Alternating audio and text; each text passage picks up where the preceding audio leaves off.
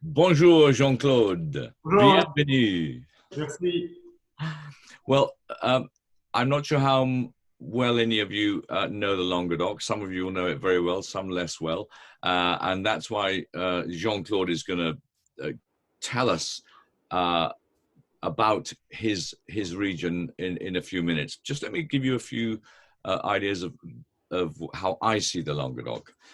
It's a great crescent of southern France, and it curves round from the mouth of the mighty Rhone River right down towards the Pyrenees, where it joins with the Roussillon, till both of them are blocked by the mountains of the Spanish frontier.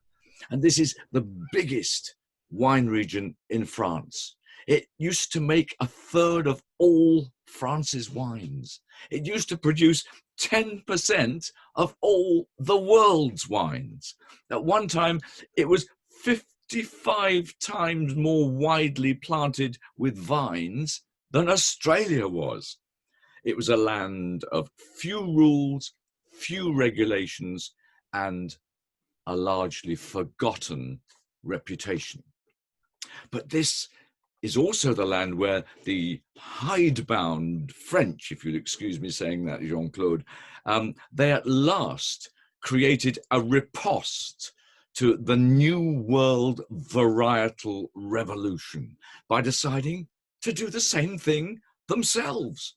No rules meant they could do whatever they wanted, just like the Australians and just like the Californians. They could finally take a stand against Australian Chardonnay and Californian Merlot. They too could simply label their wines by the grape variety and sell them to an enthusiastic public. Remarkably, in almost all of France's wine regions, the one thing that you weren't allowed to do was to label the wine according to its grape variety. And yet this so-called varietal revolution, this is what was making wine simple enough to understand to create a vast new army of wine lovers. Well, in the Languedoc, the French could do this too. That is if the extraordinarily powerful and reactionary French rural society, which was anchored in a cooperative system which had frankly grown stale and lazy, would let them. And supported by government subsidies from France and EU subsidies, frankly, change just seemed too tough for many of them. But as the government subsidies began to dwindle, there were a few local families who saw a fantastic opportunity. Now, the enormous swathes of frankly rubbish vines out on the dusty maritime flats, these could be uprooted and they could be replanted with what the world's wine drinkers thirsted for: Cabernet and Merlot and Syrah and Chardonnay and Sauvignon Blanc. And they could be mechanized and they could be farmed in the same way and as cheaply as the vast desert spreads of vines in Australia or California. But these local families knew something else. They knew that there's a different Languedoc. And if you look up, away from the plains, towards the mountains looming to the north, if you follow the twisting country lanes into the bleak but beautiful hills of the Cevennes, you'll find classic vineyard conditions, barren soils, smothered in rock and stone, reaching up towards the crags. The Romans planted vines high in the giddy mountain passes of the Minervois and the Corbière 2,000 years ago. The monks have been nestling beneath the crags of the Montagne Noire, that's the Black Mountain, and they've quietly been planting vines since the 9th century. And the vineyards have always looked irresistibly promising, and yet the wines were mostly plain and coarse. Those vineyards needed a vision of flavor to bring them back to greatness. They needed local families full of respect and commitment, but also knowledge and ambition to seize them by the scruff of the neck and bring them squawking into the modern era without ever losing sight of their ancient heritage. And if there's one family which has done more than any other to achieve this, it is the Mas family, from the vineyard town of Pézenas, and above all, Jean-Claude Mas, who heads that family today. Now, Jean-Claude, wave to everybody. There he is, wave. He was born in Pézenas, which is between Béziers and Montpellier, and it's very finely balanced between those plonk plains and the mystical foothills of the Montagne Noire.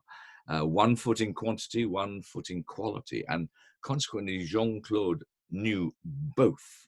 Now, I rather like the idea that he escaped from his mum at 3 years old and he ran 2.5 kilometers to find his grandpa Raymond in his cellar. I mean, I was a bit rebellious at 3 years old as well. I was kidnapped at 3 years old. No, you don't want to know about that. Well, perhaps you do, but later. I was kidnapped anyway at 3 years old. I also had my first drink at 3 years old, although I suspect Jean-Claude got there rather earlier than I did.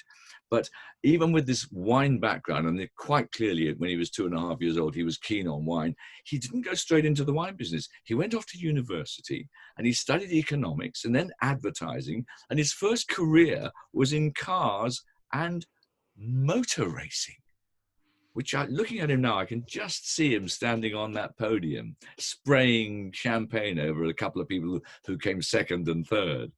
But this wine passion lingered on. He worked in the north of France and he set up a wine club in his spare time. He came to England and he couldn't resist setting up a small company importing organic wines. Now that was well before its time. He went to work in the USA, in Miami, and immediately was involved in arranging imports of French wine and French food. So wine was always tugging at him. And this was the 1990s. This was when this vast Languedoc, from which he came, was faced with a massive crisis, since it was the source of most of France's basic wine. And this is a style which was being rapidly abandoned by the wine drinkers of the world. So, did he say, the Languedoc is finished, I've got better things to do? Or did he go back home to Pézenas and set out to revitalize his family company? Well, luckily the tug of the family and the wine was too strong. But even then, Jean-Claude didn't initially return to Pézenas. And this again is terribly important in looking at why Jean-Claude's wines are so magnificently attractive, because he could see the world of wine had changed dramatically since he disentangled himself from his mother's apron strings at the age of 3. So he went to Bordeaux, which was in the middle of modernizing itself during the 1990s. And he went to Italy. And in particular, he worked with a guy called Giorgio Grai, who was revolutionizing winemaking, but also wine blending in the beautiful subalpine region of Alto Adige. Ah, yes, wine blending. That, and having a vision of the flavor he wants the wine to have. Now, this is what Jean-Claude has been brilliant at doing ever since. And in the commercial blends that he puts together, either from well-known international varieties grown on the flatlands to the south of Pézenas, or from the traditional, less well-known grape varieties of the region, which had been, frankly, increasingly disregarded until he came along, his wines always have fruit and balance and character. Now, there are many good commercial wines that have got fruit and balance, but not many of them manage to have character as well. And Jean-Claude's does. But the real heart of what Jean-Claude does is his estate wines. He's got 15 different domains now in 15 quite different climatic and geological conditions. And he's got a wealth of different projects. They're all different. They're all with their own personalities. They've all got their own visions of flavor. As Jean-Claude says, his mission is to inspire real emotions.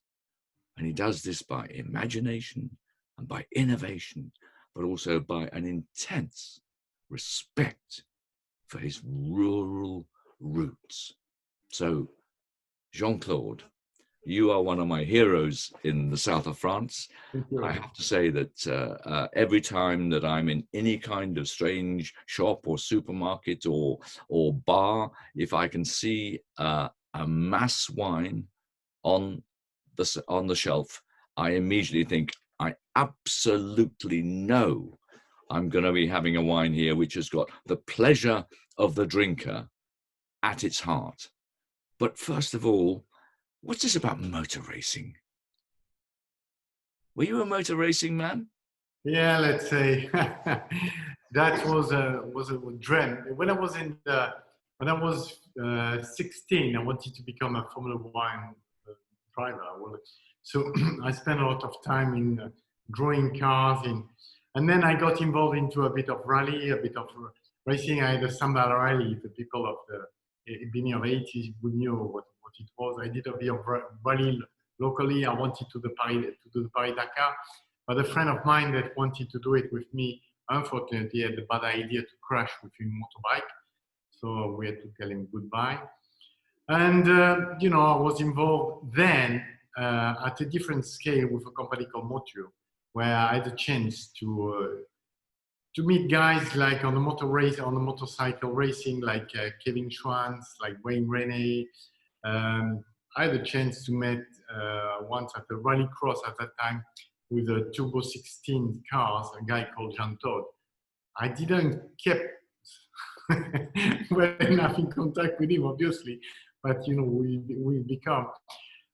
so basically, yeah, car racing. I did a bit of racing on monoplace, Formula Ford, but never to a level where I could say I was a professional. Well, I'm very glad that you gave it up and came back to wine, because I really do think that you've led the revolution in Languedoc wines. Now, Languedoc has changed enormously and massively for the better in the last 10 to 20 years. But can you try and just describe what makes the region special to us? Yeah, basically, you did a presentation, very rewarding to me. I never heard anybody telling me my story the way you tell it. It's beautiful. But what I remember now, what I can see from what you have said about me and how deep you went into my story, is that I like adversity. And I think this time today, where we have to face many different kind of things that are very worrying, very surprising, I don't know how to call them, being able to go against adversity is basically probably inside my DNA. When I started in 2000, put it this way, I was pushed away from the farm, let's say. I was born in a farm, so with a big infusion of nature, vineyards, even cows and sheep on my mother's side. So when you're born there, obviously the parents don't push you to stay there and to continue in a different way. So I had a chance to study, see the world from a different angle. But what I discover is that wine is the most beautiful business. But where you are, wherever you are, in motor racing, in the French Trade Commission in Miami, in New York, anywhere, wine is a real social link, is what is part of making your life better. So I came back by passion. I came back from a glass of wine, but I had this background of nature, and I started from the glass of wine through my experiences in Bordeaux, or thanks to my mentor, George Gray, I start to understand the technicity of wine, the technology of wine, the chemistry of wine, the beauty of the grape growing. And that's what basically pushed me to go back, because I say, well, my family is stuck in making grapes the way they were doing it 30 years ago. That has to change. So this is why I came back to the family. And in a year, basically, I started in 90, I was around in 96, 97, but working for another company, for a negation company. But when I started to take over all the family business, I mean, the 35 hectares of my father, I could not believe that we could not show wines that have got character, attitude, and most of all, that today's consumer, category of people that can judge a wine by their palate, not by what they think. I could not imagine this category of wine amateur could not like the one from Languedoc. And I started there with one philosophy, which was old world wines with new world attitude. Old world because of what you say. We inherited here of wine growing history of more than 2,500 years. Languedoc is probably one of the perfect place in the world to grow vines. So based on this assumption, based on this fact, I started to make this wine, learning little by little that first what matters is how you grow your vines, how well you grow your vines, after how well you vinify them, how well you wine make them, with a big change in the Languedoc that was the coming up of the control of temperature, control of oxygen. Most of all, you talk about the old-fashioned winemaking, hygiene. 40, 50 years ago, I don't think we like to be in a cellar. But today, cellars are beautiful, they're very clean, and with basically all this condition to preserve what nature is giving us through beautiful grapes.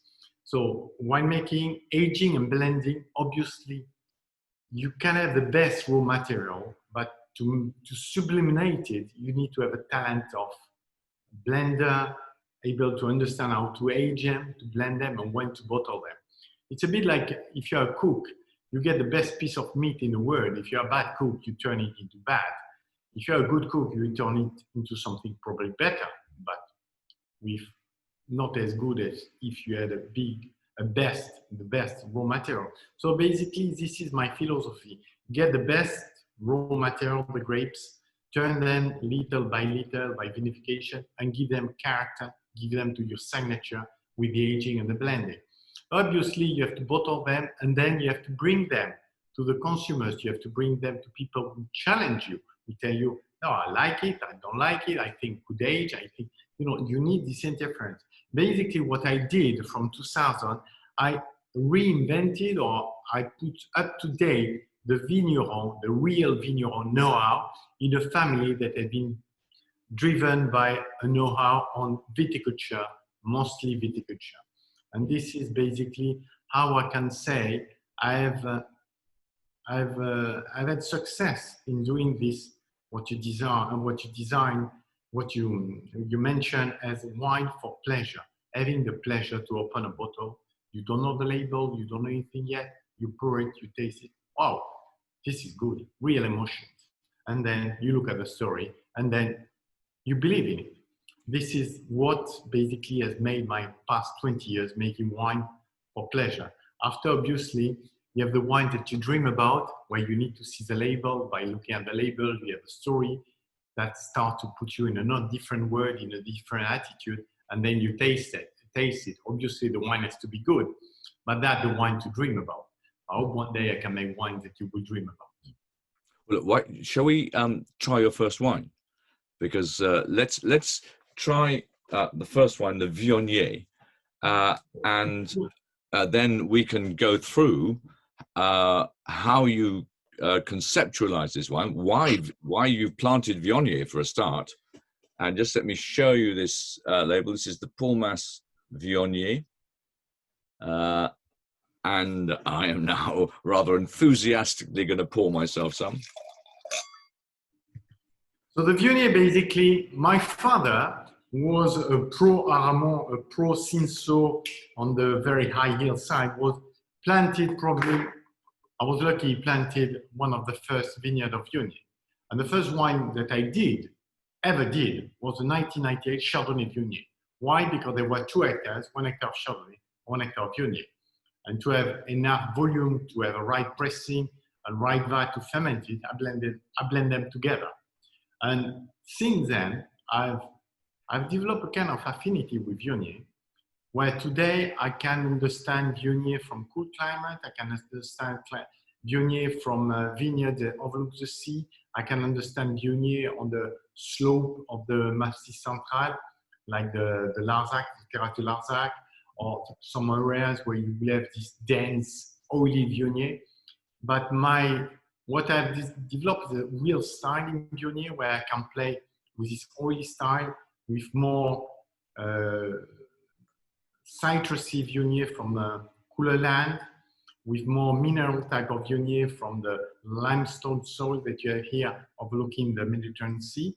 And obviously playing with different fermentation, alcoholic fermentation, obviously, but then part of the wines go through malolactic fermentation. That is a bit of an innovation when it comes to Viognier. You know, not so many people would dare to do malolactic fermentation of Viognier. And then using, obviously, aging in vats, cement or stainless steel, but also a bit in barrels, like the big barrels.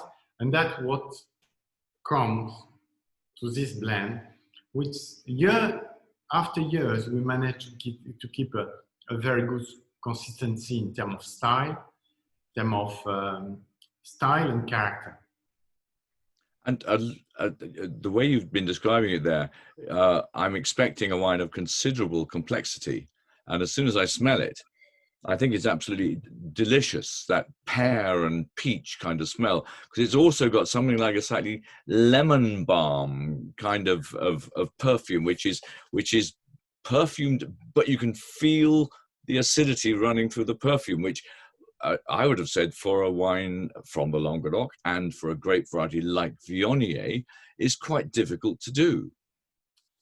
Yeah, it's difficult to do because Viognier, we tend to be monodimensional in terms of aromatics. You will go to a heavy type of, what I say, oily, heavy type of aromatics, dry apricot or violet. What I have there, as you can see, you will have a blend of, what I'm looking for is a blend of passion fruit, white berries leaning to peachy, apricotty aromatics. When it ages, the apricot might take a bit over, dry apricot, but because I use a kind of backbone with 15, 20, 25%, depending on the year, barrel aging, barrel fermentation, it gives some spiciness to the Viognier that carries these aromatics. That's basically what I'm aiming at. After, frankly speaking, I'm not a sommelier, so I don't like to describe my wines. I like people to describe what they feel. So what I'm looking into this wine, basically, is this complexity and this typical character. Then, obviously, the color, I like the color. Viognier can be very dense in color because the skin is very thick, you know. So I do little skin contact to keep a color that will be bright and have some green tints, a yellow gold. And then the mouth, obviously, I look for complexity. My complexity, but before everything, harmony. You start, middle, finish, everything has to be harmonious. And then obviously the length, the retrofaction, the aromatics that you feel have to last. What makes the wines better, more complex, and what makes great wines, basically this length that carries over. It looks to me, this is now nearly a year old, but I think you could very easily lay this down for 2 or 3 years and it would be completely transformed, because the balance of freshness and depth, and also that rather nice waxy finish, which is again quite a special Viognier thing. A lot of Viogniers I find end rather fat and greasy, but this one isn't. It's much more like a very fine beeswax coming through at the end of the palate.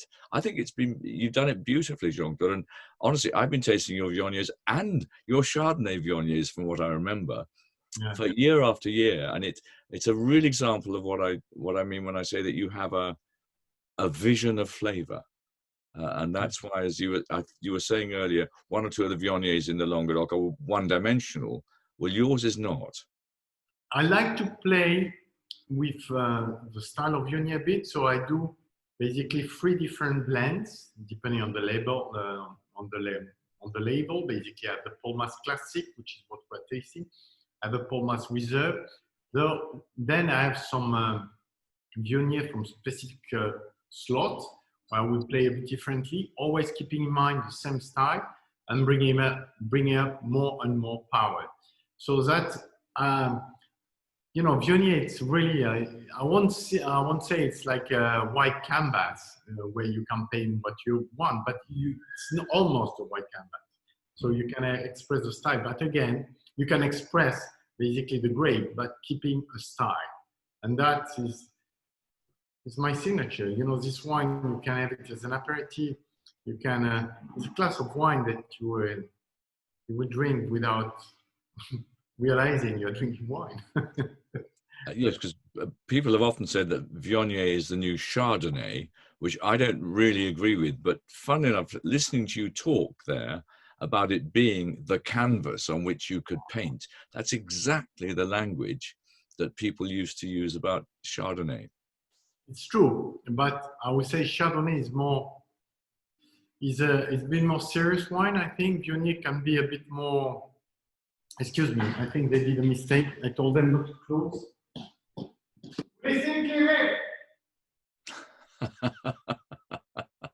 Do what you're told. Merci. Welcome to the world of vinification. Welcome of the world of wonderful winemaking season. So the guy was finishing to fill the barrel. So it was another guy. I told them not to switch off the light.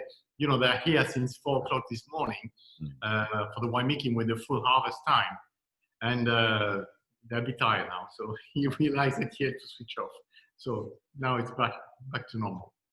Well, I think this is a really good example of what I might call your commercial approach, making blends as you see them from all around the Languedoc. And are we literally talking about, you've got wines from the plains, wines from up towards the Cevennes, over towards the Montaignois, down towards Carcassonne, all those sorts of things?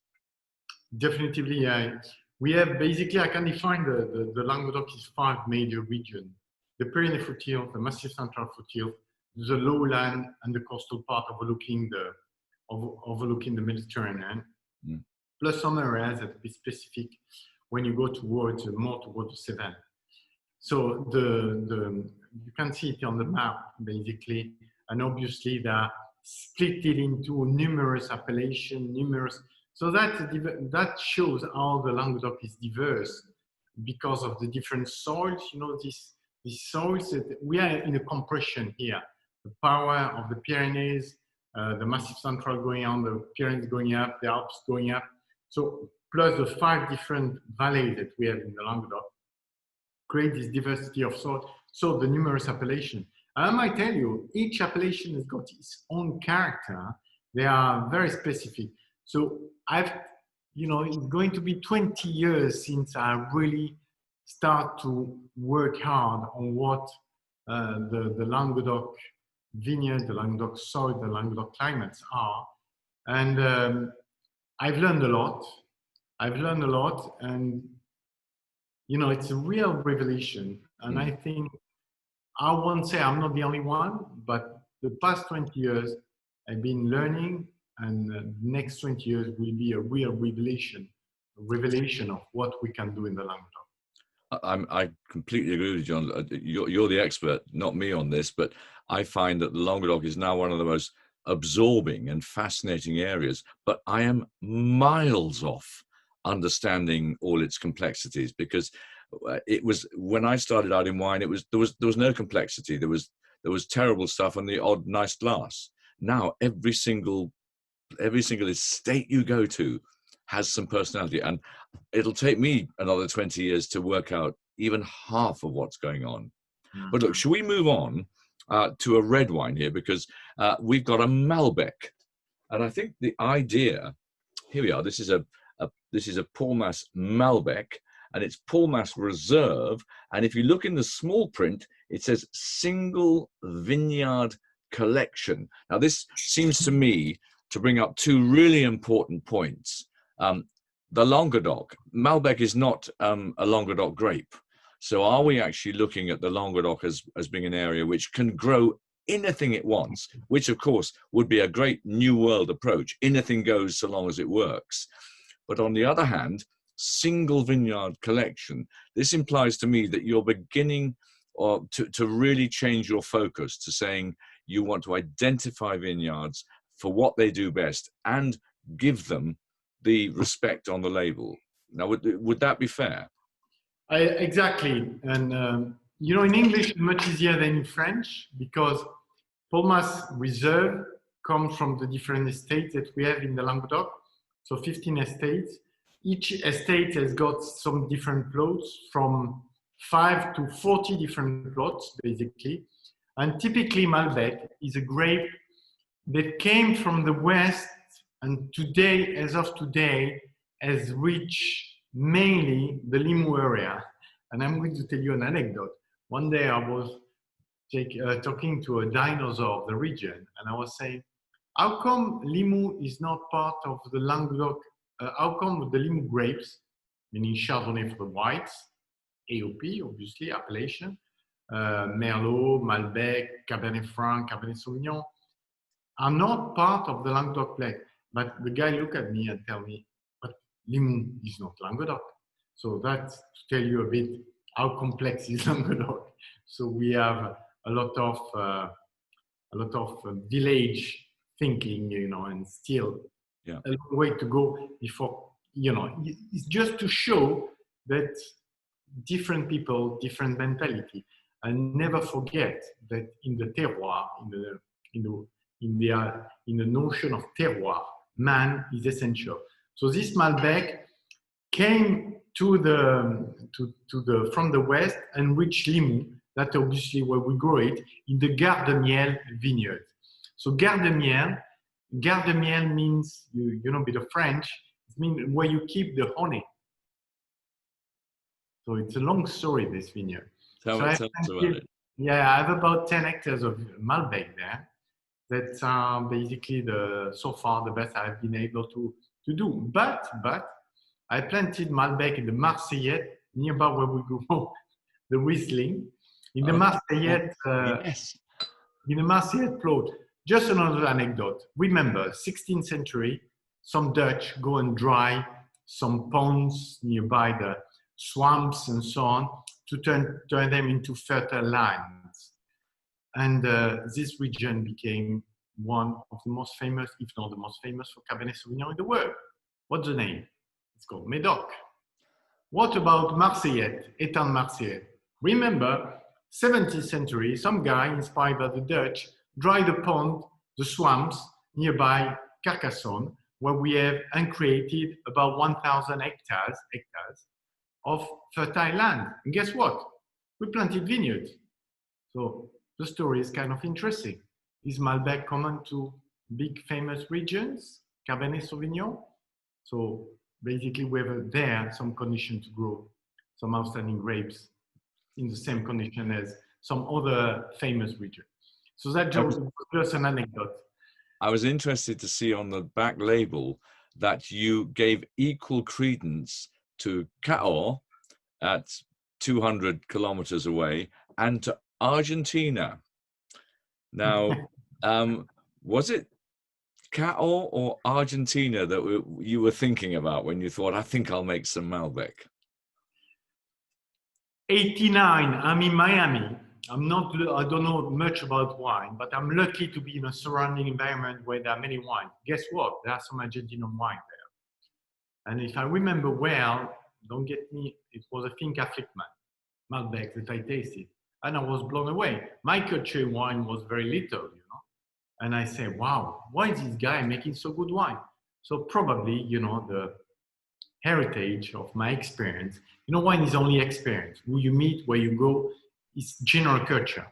And you are probably right. I'm probably, with my Malbec, with my Malbec, I'm probably more into tango than into Cahors. However they dance in Cahors. I'm not sure they dance at all in Cahors. But I think this is a really good compromise because it's quite definitely not in an Argentine style, but it's quite definitely not a Cahors style either. And it does have enough of that. It's being run by acidity rather than tannin, which I'm always really pleased to see in red wines, because I think acidity is a delightful way to support a wine, whereas tannin is often a bit of a sort of a mallet and a hammer in wine. I think it's got very dry fruit, but it's delightfully dry with that thing that Malbec often has. It's like you can taste the skins. I often think with Malbec, it's as though you've got beautiful plums, but to get the sweetness, you have to chew the skins a little bit as well. And plum skins are famously rather acid in your mouth. And I just think it ends up with a sort of slightly sour cherry and a rosehip sour cherry flavor. I was wondering about your friendship with Giorgio Grai, looking at things like sour cherry, whether you just remembered in the back of your mind something from Italy when you made this wine. And I was going to get into that, but you know, the Malbec, when you look at the grapes, they're not so far. Our Malbec, actually, from Sangiovese. And you have these grapes that basically you can work a bit similarly to a nice Sangiovese. And what you say, basically, is what I found here, is touch of Italy, definitely. And probably it's back in my mind, but also, you know, what you inherited is always, you don't act by obviously, but you have this kind of subconscious that tell you where to go, and that's my idea of a Malbec, basically. And you know, it's a signature. It's we don't want to be Argentinian. I don't want to be Cao. Cao has gone through got major reputation in the Malbec side. So I wanted to create a wine that would be my signature. Yeah. Well, I think it works really well. And I'm delighted that you took a bit of a punt on Malbec, because I didn't expect to find Malbec in your range of wines. But of course, Jean-Claude, I should know you well enough. Of course, I'll find Malbec in your range of wines, because everything around the world that someone's doing, you decide you're going to have a go with as well. Yeah. Now, look, shall we move on to your next red wine? So I want you to tell us about what started 20 years ago, this whole wonderful idea of the Paul Mas domains. I mean, I think named after your father, is that right? Yeah, I named it after my father. The reason being that with my family, we never took vacation. My father, his life has been in the vineyard. I never saw him outside vineyards. I saw him always, you know, either in the week working in the vineyards, in the weekend looking at the vineyards. So not working, but looking at the vineyard. So I had a great respect from my father, because he dedicated all his life to vineyards and the life in the nature. At the beginning, he loved to hunt. Then when he was 60, he decided to stop hunting because he had pity for animals. So I have a great respect for all that. And obviously we didn't share the same view when it came to vineyard management, because his objective was to make volume and my objective was to make better wines. I always remember we have a vineyard in the plain, which is a Merlot, which is very difficult to grow Merlot because they go crazy and they make crazy yields. So I switched from Guyot pruning to Roya, and he refused. I said, no, I want to. So we had a big fight because it was still involved, you know, even when I took over. And I turned it finally into Merlot, the Merlot into Roya. And today, for sure, the plains, the Euro plains, the Haute Valley plains, you need to prune Roya, not Guyot. It's crazy to do that. So these are the kind of things that where there's a fight, but you know, I had great respect for someone that devoted all his life and all his pleasure to vineyards and nature. Yeah. Well, shall we actually then try this wine, Clos Savignac? There we are. Savignac. So the first small vineyard extension that I did in 2002 was next to where we are now at the Chateau Paul Mas. And I bought a piece of land that was called Savignac on the Grès de Montpellier appellation, planted with Syrah, Grenache, and Mourvèdre. So I've always played with these grape varieties, using a bit more Grenache than usually, to make a wine that will inspire me what could be a Grès de Montpellier. Grès de Montpellier is a big part of the Languedoc appellation. It goes from Montpellier a bit northeast of Montpellier down to here, Montagnac. So a few kilometers, slow yielding vines. We have about 30-35 hectoliters per hectare. Old Grenache, old Syrah. The Mourvèdre is quite old, actually. We have it's very old because there are many vines missing, but we managed to make it ripen. So all that together, it's a plot today which we have about, we've extended it, it's about 12 hectares. We make this specific plot designated vineyard out of the Chateau Polmas. Chateau Polmas today is a big estate where we have 150 hectares, all managed organically. I insist, managed organically. There is a big difference between certification and organic thinking, which is very important. In England, we have understood it. People at the end of the day care about who made the wine more than if it is organic or whatever sign to sell the wine. So it overlooks the Mediterranean. We have the view here. You see, this view is difficult to see, but in a clear sky day, in a north wind day, you have the Mediterranean from the vineyard here. They jump at you. It's all blue over there. And here, the hillside of Sète.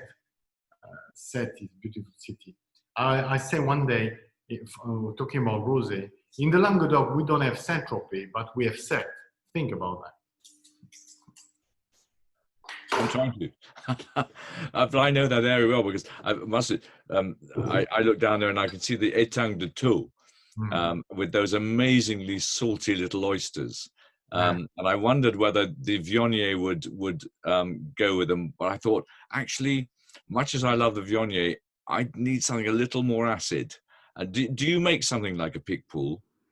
I make Picpoul, but think about Vermentino. You know, people think it's Italian, Sardinian, whatever. But we make here, we are plenty of Vermentino vineyards. They are outstanding. Yeah. So I love Vermentino. And you make a wonderful Vermentino blend as well. Yeah, yeah. Is it Vermentino Chardonnay blend, which is absolutely smashing. But look, tell us about this Clos Savignac. So Clos Savignac, low yielding vine, a lot of concentration. The wine, we are picking the grape at full maturity. Maturity is very important. That's why we can make good wine in Languedoc, because we can't wait to reach the perfect maturity. Nature, touch wood, is very, very generous to us to let us pick up the grape when we want. What is maturity on the red variety, like Syrah, whatever, red variety, is to have the perfect skin maturity, crunchy skin, with a lot of colors that extract easily. The pulp, easy to get out of the seed brown, so that the polyphenolic maturity. Then in the mouth, the balance, sugar and acid, and never forget aromatics. So when you start to understand the grape with your palate first, you know the maturity. Sometimes you will say, okay, many enologists, not winemaker, work with analysis. So I don't care about analysis. I check analysis to confirm what I feel. And that's basically what I've tried to achieve: perfect maturity on Syrah, perfect maturity on Grenache. The Grenache we have here, they don't go crazy in alcohol. We have Grenache go to 15% alcohol, while usually, you know, Grenache, you need to wait 16-17% alcohol to get the right maturity.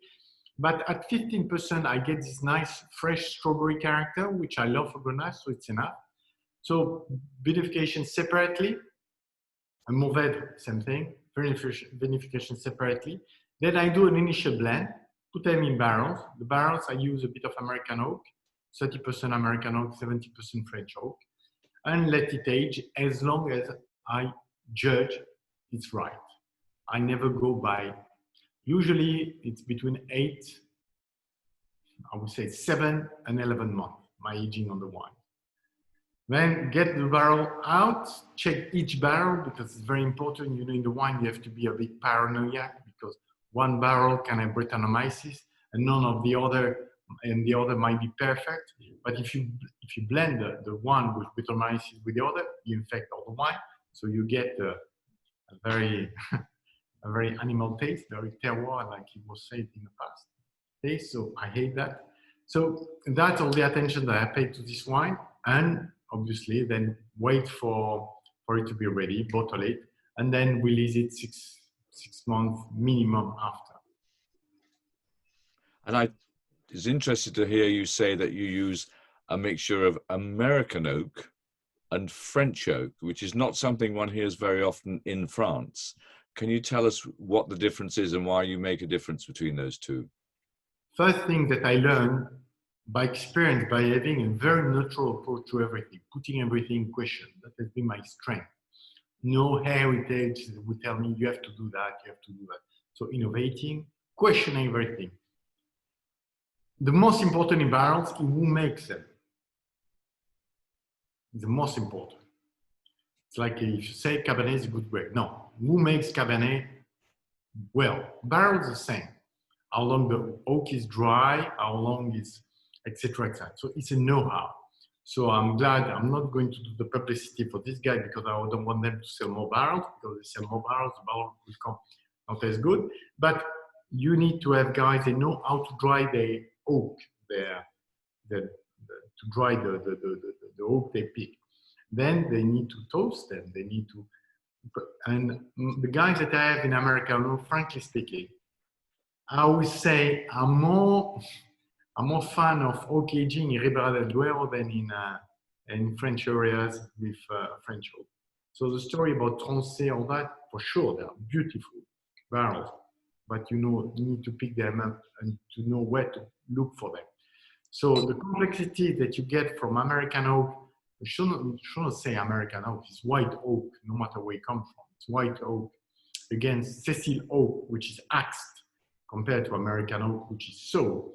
And knowing how to play with that, you create this kind of complexity, with a kind of toastiness, cocoa toast, which will remind more probably of French oak than the vanilla, and the reductive character of the American oak. All that blend together create a very interesting wine. Again, I'm not of the Bordeaux, Burgundy school or Spanish school or Australian school. I'm a great fan of Grange. For me, it's my favorite wine in the world, Grange. And I'm a great fan of all these approaches, how to mature, mastering the oxidation, the contact with oxygen, aging in the bottle, all this kind of philosophy. This is my philosophy. So I take a bit of each know-how that I have experimented or learned in different countries to reach this type of wine. So here you have a kind of opulent wine. You have the touch of Grenache, but the sharpness of the Syrah. From the color, you can see the ability to age. It's a purple tint. When I taste the wine, I like to see the color tints, the different variation of color on the age, which tells you a lot about the wine. And then the mouthfeel, I need to have a bit of opulence, I need a bit of smoothness, but again, this harmony. One of the things I really like about this wine is that you have managed to resist it being too heavy, too rich, too ripe, despite the fact that everything I read and experience about what's happening in the south of France, as in England, by the way, is that climate change is warming and warming and warming. And yet this wine is not showing stress from heat. It's not showing excessive ripeness or sugar. Is there something that you do in the vineyards that is actually managing to temper climate change and keep it at bay? The best way to manage climate change is to have vines healthy. They have to behave in a healthy way. The way you plow them, the way you prune them, the way you trellis them, the density, all that has to be in tune with the environment. So it's essential to have vines that have grown with basically the environment, a bit like athletes, so that they are very healthy, and the maturity, you don't get any blockage of maturity due to overheat. The vine has to be able to fight any climatic change. Do we have a climatic change? Probably. Do we have a climatic mess? For sure. Yeah. Last year was June, crazy. This year is September, which is crazy. I don't know why. We have had a very warm summer, but we get very beautiful maturity on Syrah at 13.4 in Beaumay.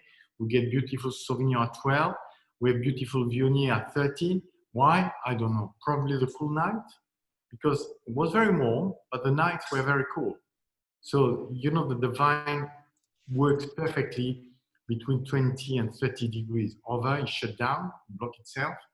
And below, it's basically built, it gets more power, it gets more activity rather than feeding the grain. So, difficult to say what the climatic change is imposing, because we have had cold night this year. Even if we have a very warm, we had 38 degrees yesterday, and the Cabernet are outstanding.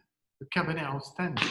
And you see the weeds in the vineyard, they're still growing. So, I don't know, nature is very powerful to adapt. So you have to, not to let it do what it wants, you have to accompany her to understand nature and go with it, but accompany her, bring it where you want. And that's basically the job of a real winemaker. I noticed that you use a wonderful phrase when you're saying, you know, you've got what, 25% of your vines are organic and certified, but 75% of therefore the rest have got a sort of organic approach.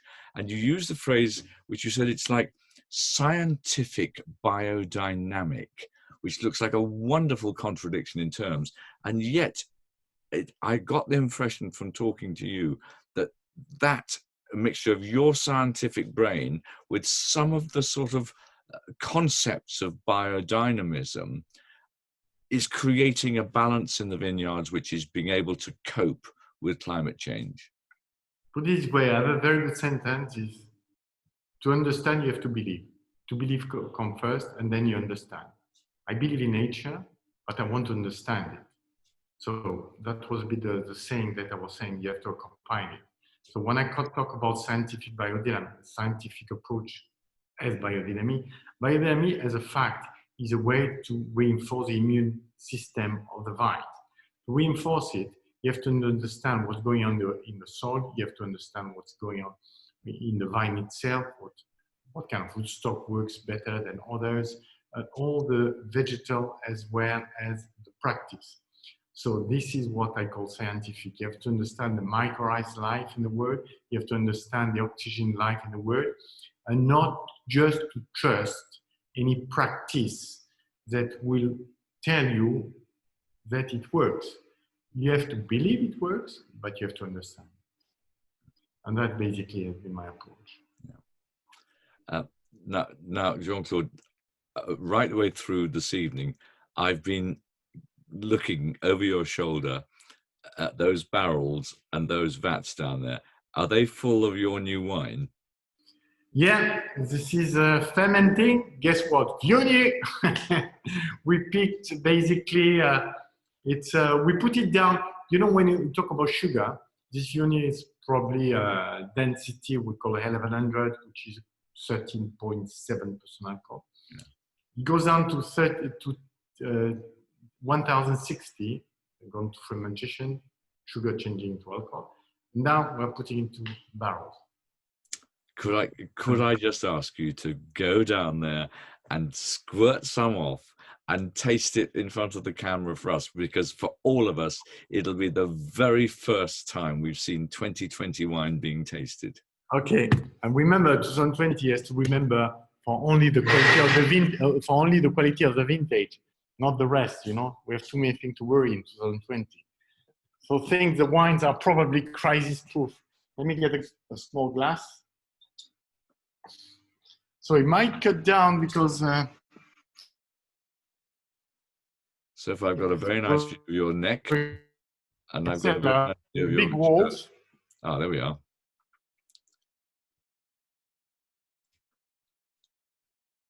I'm sure you're heading towards the vat at this very minute. I'm going to have to make it up for you, saying, and there's Jean-Claude. Hey, you're back. You're back. Excellent. There he is. So let me.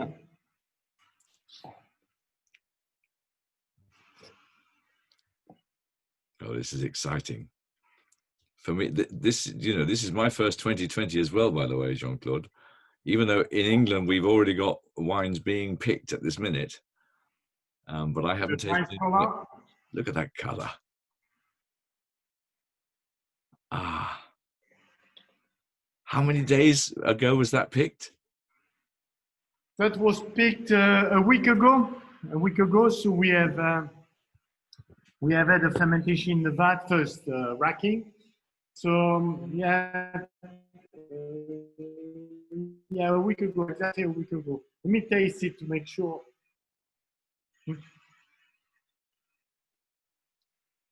You're happy, aren't you? A week ago, yeah.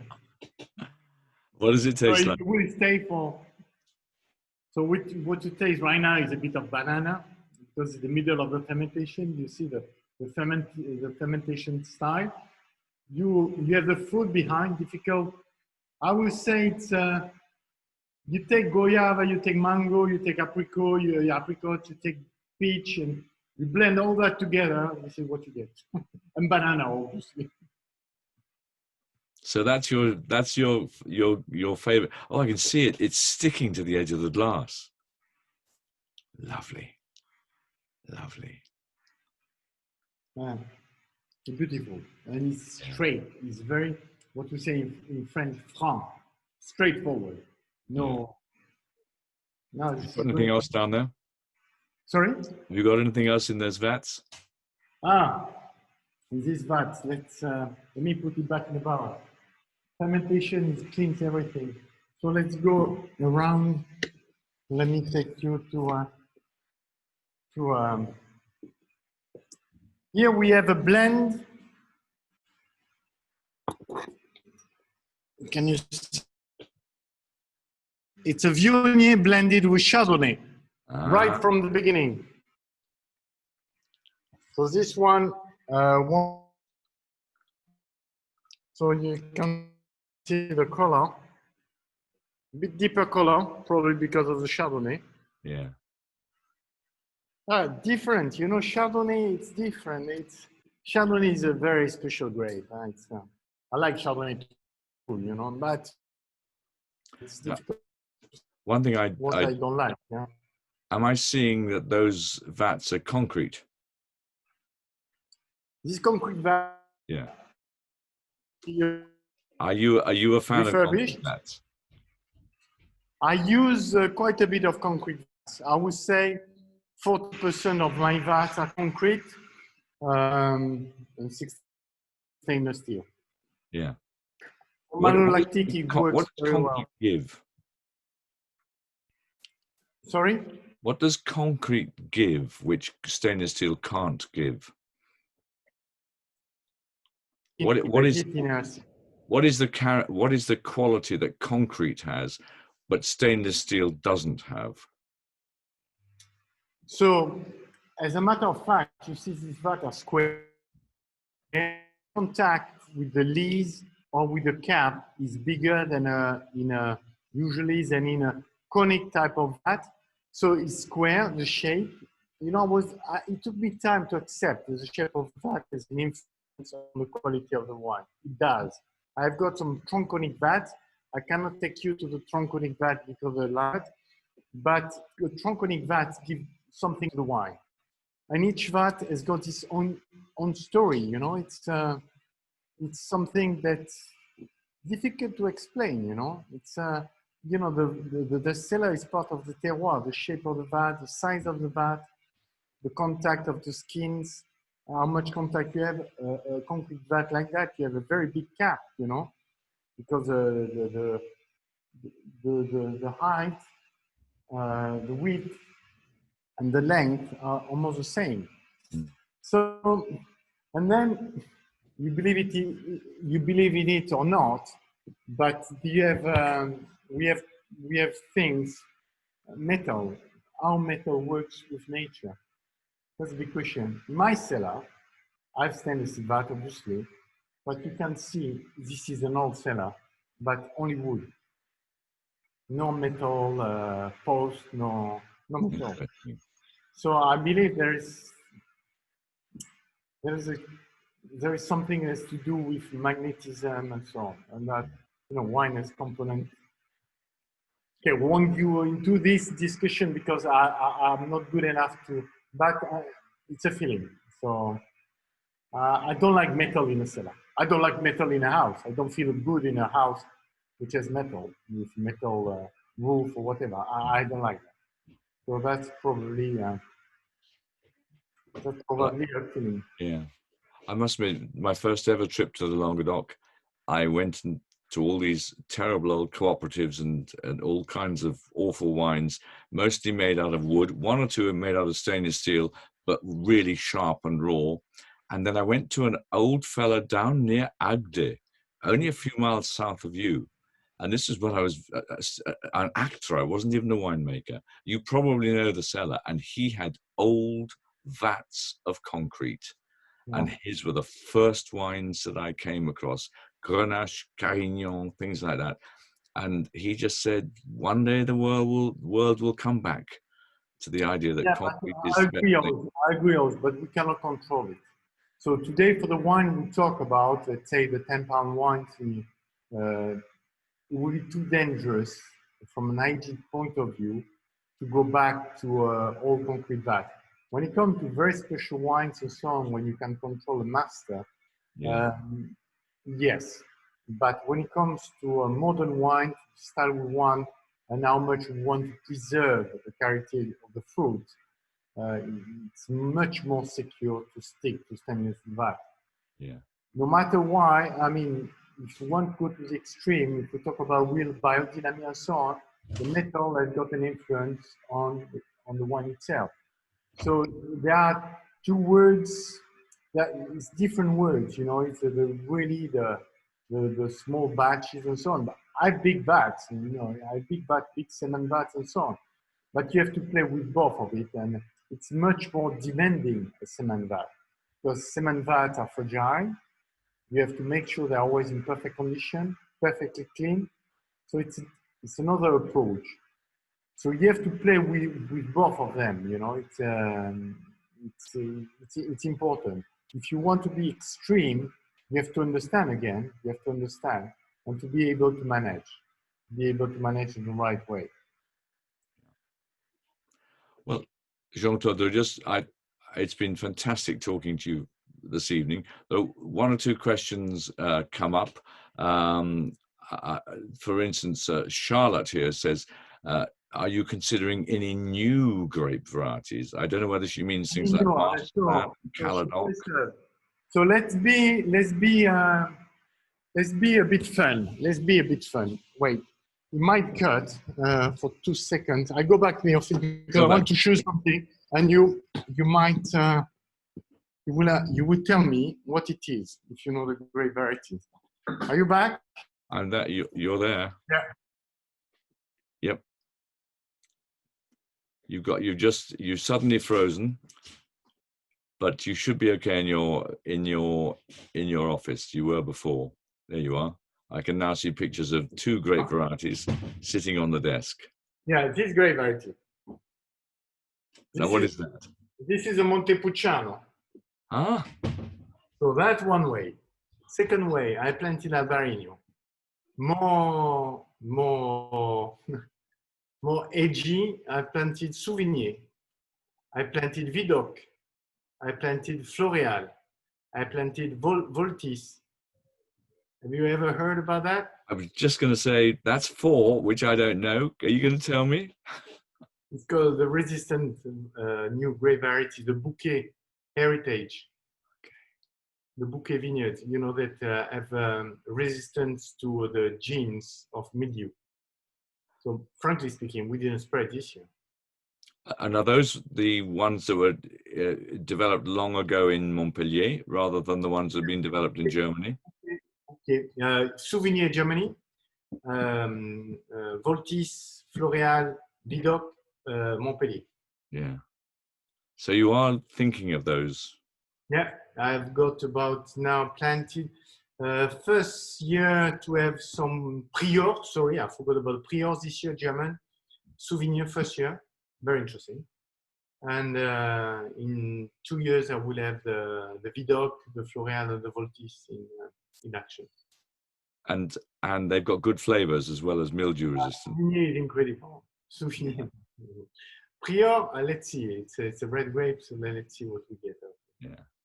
And things like Caladoc or Marcelin? Caladoc, I have plenty of Caladoc. Marcelin, I'm a great fan of Marcelin. I have Marcelin in all my vineyards. So if you come to see me, we'll do a terroir tasting on Marcelin. Marcelin from the Languedoc-Roussillon, Marcelin from the Corbière area, Marcelin from the État de Marseille, you know, the place that look like the other place over there in Bordeaux. Marcelin here, Marcelin in Costières de Nîmes, Marcelin in Terrasse de Larzac. So you will try a Marcelin, we'll do a Marcelin terroir tasting. And they'll all be different. All different. Incredible. Marcelin is outstanding.